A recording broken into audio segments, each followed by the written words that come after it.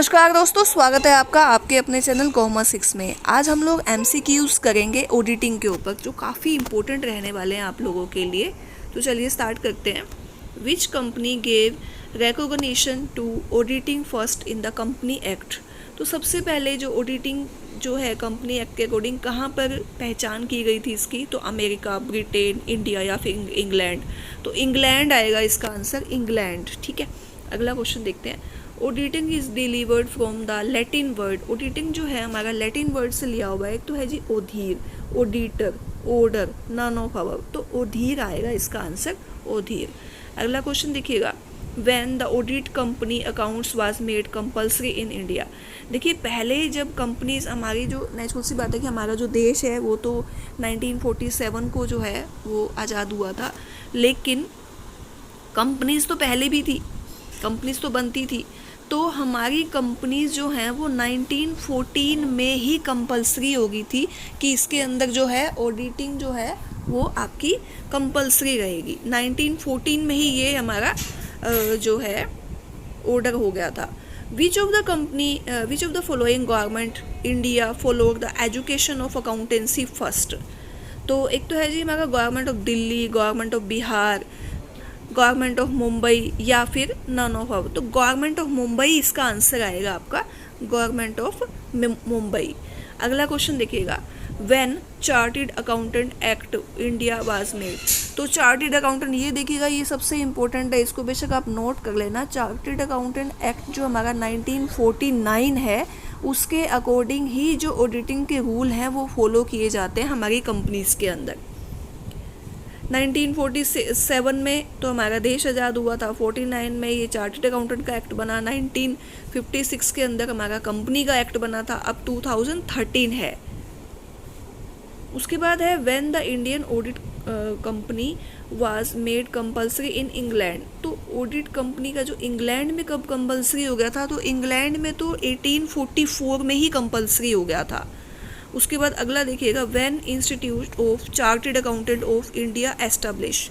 तो हमारा जो चार्टर्ड अकाउंटेंट का एक्ट है वो 1949 में हुआ था, और इसकी जो डेट है वो रहेगी 1 जुलाई 1949। 1949 में हमारा एक और भी RBI जो है वो भी नेशनलाइज हुआ था, वो 1 जनवरी को हुआ था। तो ये ध्यान करना, RBI जो है वो हमारा 1 जनवरी को जो है नेशनलाइज हुआ था, और चार्टर्ड अकाउंटेंट जो एस्टैब्लिश हुआ है वो 1949 में हुआ है। अगला क्वेश्चन देखिएगा। Double entry system was invented. Double entry system हमारा लुकास पेसियोली ने स्टार्ट किया था, तो 1494 में हुआ था, जिसके अंदर क्या किया गया था कि हम कोई भी एक्टिविटी करते हैं, कोई भी एंट्री करते हैं, तो उसका डबल इफेक्ट होता है, एक डेबिट और क्रेडिट। एक चीज़ हमारी डेबिट होगी तो दूसरी अपने आप ही क्रेडिट होगी। हाँ, ऐसा हो सकता है कि एक डेबिट कम हो जाए और एक डेबिट बढ़ जाए, वो हो सकता है। अदरवाइज इसका डबल इफेक्ट ही आता है कि एक बार डेबिट होगी तो दूसरी क्रेडिट होनी ही होनी है। तभी तो हमारा जो बैलेंस शीट का जो बैलेंस है वो हमेशा ही मैच करता है डेबिट और क्रेडिट साइड का, यानी एसेट और लायबिलिटी का, क्योंकि वो इक्वेशन फिट बैठती है। अगर हम लोग डेबिट में कुछ एंट्रीज को बढ़ा देते हैं तो क्रेडिट में ऑटोमेटिक ही वो भी बढ़ जाती हैं। Principle of double entry book keeping system was published by, तो लुकास पेसियोली के द्वारा हुआ था ये। ऑडिटिंग क्या है? आर्ट है, साइंस है या फिर बोथ है? तो देखिएगा आर्ट और साइंस दोनों ही है। आर्ट कैसे है कि ऑडिटिंग एक ऐसा आर्ट है जिसके थ्रू हम लोग जो भी काम करते हैं उसको चेक कर पाते हैं अच्छे से, और साइंस तो है क्योंकि इसमें काफ़ी सारे रूल्स भी फॉलो होते हैं।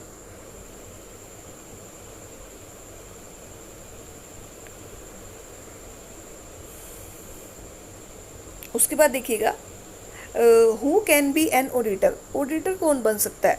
Commerce graduate, law graduate, cost accountant या फिर chartered accountant.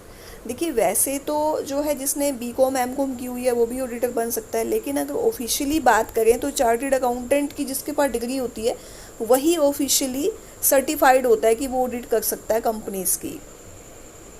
The function of auditor, तो फंक्शन देखिए, to examine arithmetical accuracy of account. बिल्कुल है, अर्थमेटिकली एक्यूरेसी तो चेक करनी पड़ेगी, कोई एंट्रीज गलत तो नहीं है, कोई टोटल वगैरह में गलती हो रही हो और आगे वही टोटल जो है वो आगे फॉरवर्ड हो रहा हो। To detect and prevent the error, तो एरर जितनी भी होती हैं उनको चेक भी करते हैं और आगे रोकने के लिए इंस्ट्रक्शंस भी दी जाती हैं कंपनी को।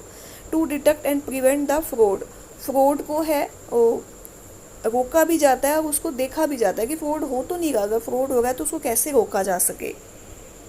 An auditor is like a, देखिए जो अगर हम बात करें तो ऑडिटर जो है वो वॉच डॉग की तरह होता है, वॉच डॉग की तरह उसे निगरानी करनी होती है। वो छेड़ाछाड़ी नहीं करता अकाउंट के अंदर, वो इंस्ट्रक्शन देता है कि आप ऐसे काम करेंगे। वो ये नहीं है कि खुद जाके वो अकाउंट्स बनाने लग जाए कि मैं आप हटाओ और मैं बनाऊंगा, तो वॉच डॉग की तरह काम करता है ये। Auditor is a watch dog and not a blood hound, decision was given in the case of, तो देखिएगा कि ऑडिटर जो है ये एक डिसीजन दिया गया था तभी इसको वॉच डॉग बोला जाता है। तो किंगस्टन कॉटन मिल्स कंपनी 1896 के अंदर कोई केस हुआ था, उसके अंदर ये डिसीजन दिया गया था कि खाली वो जो है वो निगरानी कर सकता है, मतलब ब्लड हाउंड जो एक मतलब कि खूंखार जानवर टाइप में इस तरह का, तो वैसा नहीं होता ये। चार्टर्ड अकाउंटेंट आर, देखिए amateur auditor, government auditor, professional auditor, नानो, तो प्रोफेशनल ऑडिटर जो है वो चार्टर्ड अकाउंटेंट होते हैं। N auditor should be fearless, honest, tactful, all of above, तो देखिए फियरलेस तो होगा, अगर वो डरता रहेगा तो फिर तो वो ऑडिट कर ही नहीं पाएगा। ऑनेस्ट, ऑनेस्ट होना जरूरी है, अगर वो बेईमान है तो वो तो पैसे लेके रफा दफा कर देगा, वो तो फिर फ्रॉड को पकड़ेगा ही नहीं। टैक्टफुल, उसको टैक्ट होने चाहिए कि वो कैसे चेक कर सके, मान लो मैंने कोई अकाउंट बनाया और उसके अंदर गलती है तो उसको गलती को टैक्ट होना चाहिए पकड़ने का। An auditor should have tactfulness, honesty, morality होनी चाहिए, मोरलिटी भी ऐड हो गई इसके अंदर बिल्कुल। An auditor should not be tactful, honest, suspicious, patience, tactful होगा, ऑनेस्ट होगा और पेशेंस होगा, लेकिन सुस्पिशियस यानी कि शक नहीं करना उसको। सुस्पिशियस जो है वो नहीं होना चाहिए, मतलब कि अगर किसी ने कोई गलत काम कर रखा है वो शक करता रहे, गलत है गलत है, सही है सही है, मतलब उसको एक मतलब चेकिंग करनी पड़ेगी, विद प्रूफ वो कह सकता है उसको। Technical knowledge of auditing is born, acquired, original या फिर none of this.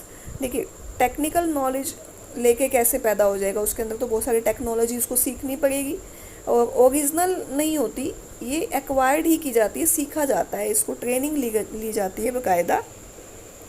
High moral character of auditor is born quality, acquired knowledge, general quality, none of. High moral character of auditor is born quality है। High moral, देखिए auditor के अंदर tact है वो acquire करा है, लेकिन उसके अंदर हाई मोरल का मतलब क्या होगा कि वो एक मतलब ऑनेस्ट भी है, वो एक टैक्टफुल है, सिंसियर है, तो वो तो बोर्न क्वालिटी आएगी।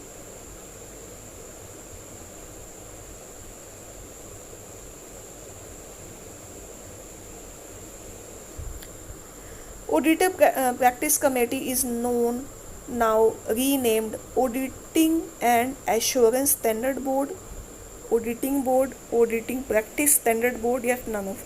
तो फर्स्ट ही है आपका auditing and assurance standard board. Number of standard issued by institute of chartered accountant India is 35 हैं इसके अंदर। Institute of chartered accountant of India ICAI is a autonomous body, cooperative body, private body, none of that. Autonomous body है, autonomous body का मतलब क्या होता है कि जो जिसके खुद के अपने रूल्स एंड रेगुलेशंस होते हैं और इसका खुद का अपना सिस्टम होता है, मतलब किसी के साथ ये प्रेशराइज नहीं होती, खुद का अपना एग्जिस्टेंस है। ऑटोनोमस बॉडी स्वचालित जिसे बोला जाता है। हेड ऑफिस कहाँ पर है ICAI का, तो दिल्ली में है। International federation of accountants IFAC, international federation of accountants, इसकी फुल फॉर्म भी आप नोट कर लीजिए, वाज सेटअप 1977 में हुआ था, 1977। Auditing practice committee was set up in 1982। Auditing practice committee was established by ICAI।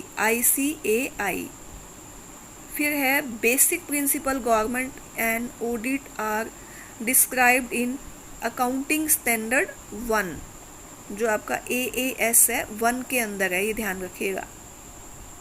Standard auditing practice related by objective and scope of the audit of financial statement is, जो standard auditing related by objective और scope है वो AAS 2 में है, और जो इसके principal हैं बेसिक वो 1 में है। फिर है following standard related to auditor responsibilities, वो AAS 4 में है।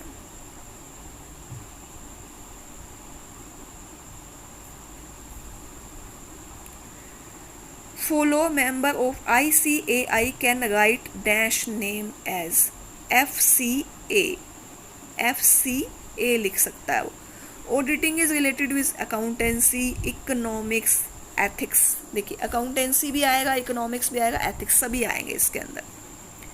Auditing can be defined as principle of books of accounts and independent examination of books of account, preparation of cost records, none of, तो and independent examination of books of accounts आएगा इसका answer. Auditor examine and verify the, जो auditor है वो examine भी करता है और वेरीफाई भी करता है क्या, कॉस्ट के record, cost statement, financial record, correspondence reports, manage the record. तो फाइनेंशियल रिकॉर्ड्स है वो उसको एग्जामिन भी करेगा और वेरीफाई भी करता है। Under which act audit is compulsory, तो देखिएगा पार्टनरशिप एक्ट 1932, ये हमारा पार्टनरशिप का एक्ट है। इंडियन कंपनी एक्ट 1956 के अकॉर्डिंग कंपल्सरी है, बोथ A एंड B नहीं आएगा। 1956 कंपनी में ही होती है ऑडिट। तो the principle of object of auditing is to exhibit a true and fair view of state of affair of undertaking, dictation of error, prevention of fraud, none of. तो देखिए exhibit true and fair report देना, यही आएगा इसका answer. Which of the following is function of auditor, examine the arithmetical accuracy, बिल्कुल। Detect and prevent the error, बिल्कुल। Detect and prevent fraud, सभी आएगा।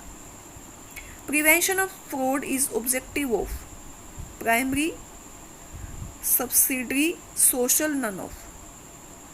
Prevention of audit is objective of auditing, subsidiary आएगा इसका answer,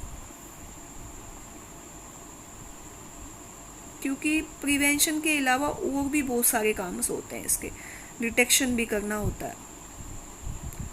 where book keeping and there is accountancy begin, audit begins, investigation, या फिर तो accountancy ही स्टार्ट होती है। Accountancy begins where book keeping ends. वैसे तो अकाउंटिंग आता है और अकाउंटेंसी हमें लर्न कराती है, लेकिन इसके अंदर ऑप्शन अकाउंटेंसी है तो अकाउंटेंसी आएगा। ठीक है, तो आज के लिए इतना ही। आज हमने काफ़ी सारे ऑडिटिंग के क्वेश्चन करे हैं, कल भी हम ऑडिटिंग के और पार्टनरशिप के बहुत सारे क्वेश्चन करने वाले हैं। तो मिलते हैं अगली वीडियो में। उम्मीद करती हूँ मेरी ये वीडियो आपको पसंद आ रही होंगी, जो मैंने सीरीज़ शुरू की हुई है, और ये सीरीज़ आपको काफ़ी हेल्प करेगी। बहुत सारे काफ़ी जो इम्पोर्टेंट टेस्ट हैं आपके होने वाले हैं। CET मेंस की बात करेंगे, PCT कॉमर्स की बात करें तो ये दोनों टेस्ट हैं। उसके बाद और भी काफ़ी सारे कंपटीशन टेस्ट हैं जिसके अंदर आपके ऑडिटिंग के क्वेश्चन जो हैं वो रेलिवेंट रहेंगे, और प्लस में और भी बहुत सारे इंपॉर्टेंट क्वेश्चंस हैं वो आपके लिए बहुत ज़्यादा इंपॉर्टेंट रहेंगे। दिन एक एक दिन और कम होता चला जा रहा है, तो इसलिए MCQs भी कीजिए आप लोग। तैयारी और भी ज़्यादा जो प्रीवियस ईयर के पेपर्स हैं आपके वो भी करने की कोशिश कीजिए, ताकि आपको अपना लेवल पता लगे कि आप किस लेवल पे चल रहे हैं। और साथ में ये ध्यान रखिएगा नेगेटिव मार्किंग है तो काफ़ी क्वेश्चंस को आपको क्या, क्वेश्चन के साथ आंसर और आंसर के साथ क्वेश्चन को एक एक बार अच्छे से रीड करके ही आपने उसके आंसर को टिक करना है। तो मिलते हैं अगली वीडियो में। Thank you.